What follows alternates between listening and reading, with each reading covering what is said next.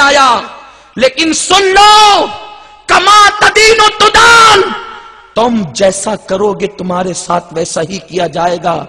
کسی کی بہن کو پارک میں لے جانے سے پہلے اپنی بہن کو یاد کر لینا، کسی کی بہن کو دھکا دینے سے پہلے اپنی بہن کو یاد کر لینا، کسی کی بیوی سے فون پر شہوانی گفتگو کرنے سے پہلے اپنی بیوی کی آبرو کو یاد کر لینا، کیونکہ یہ جملے میرے رسول کے ہیں، کما تدین و تدان، تم جیسا کرو گے تمہارے ساتھ ویسا ہی کیا جائے گا۔ دوسرے کی بہن کے ساتھ افیئر کرنے والے، تیری بہن بھی کبھی محفوظ نہ رہے گی۔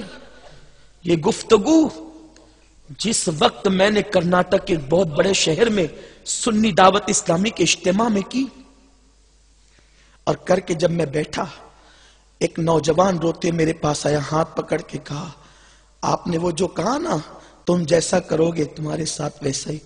میں کہتا ہوں تم سچ کہتے ہو۔ ماڈرن لڑکا تھا، میں نے کہا میں نے تو پوری تقریر ہی سچی کی، آپ یہ کیوں کہہ رہے ہیں؟ تو کہا کہ بھائی صاحب، میں اپنے دوستوں کے ساتھ پکنک پر گیا ہوا تھا، اور ایک لاج میں، جو ہمارے شہر کی لاج ہے، جو پارک کے فلاں پارک کے قریب ہے، شہر کا نام اس لیے نہیں لے رہا ہوں کہ لوگ برا مان جاتے ہیں، کیونکہ تقریریں ہندوستان بھر میں جاتی ہے۔ اگر آپ کو ڈاؤٹ ہو تو میں شہر کا نام اور پورا ایڈریس آپ کو دے سکتا ہوں، لیکن مائک پر نہیں۔ پارک کے قریب لاج تھی، دوستوں نے مشورہ کیا چلو لاج میں چلتے ہیں۔ فلاں لاج کے اندر آرام کے ساتھ ساتھ لڑکیاں بھی ملتی ہے۔ جب وہاں پہنچے تو مینیجر سے کہا کہ کتنے وقت میں تم لڑکیاں فراہم کر سکتے ہو؟ بڑی معذرت کے ساتھ علماء سے معذرت چاہتا ہوں، نشتر جو لگاتا ہے وہ دشمن نہیں ہوتا، یہاں نہ کہوں تو پھر کہاں کہوں؟ یہ دستور زباں بندی ہے کیسا تیری محفل میں، یہاں تو بات کرنے کو ترستی ہے زباں میری، کچھ کہوں تو کہاں نہیں جاتا، چپ رہوں تو رہا نہیں جاتا، دل کے جذبات کہتے ہیں کہ ساری باتیں کھول کے رکھ دی جائے۔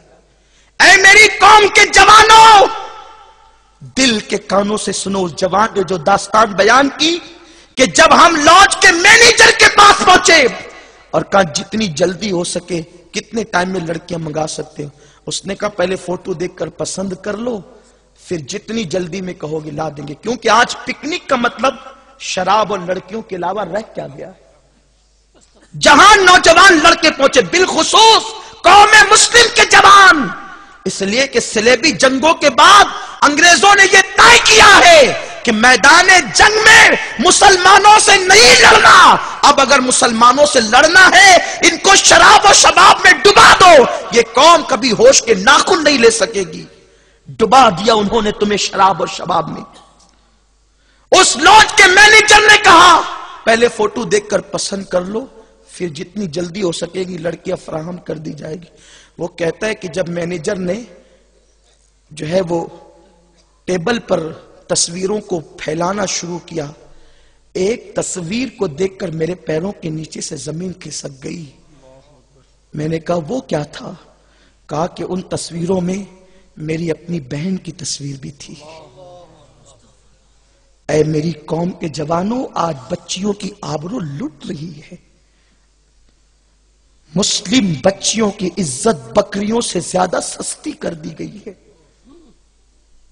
مشرکین کا تو پلان ہے تنظیم کا، اس تنظیم کا نام بھی کیا لوں کہ مسلم بچیوں کے پیٹ میں غیر مسلم لڑکوں کے حرام بچے پلنے چاہیے۔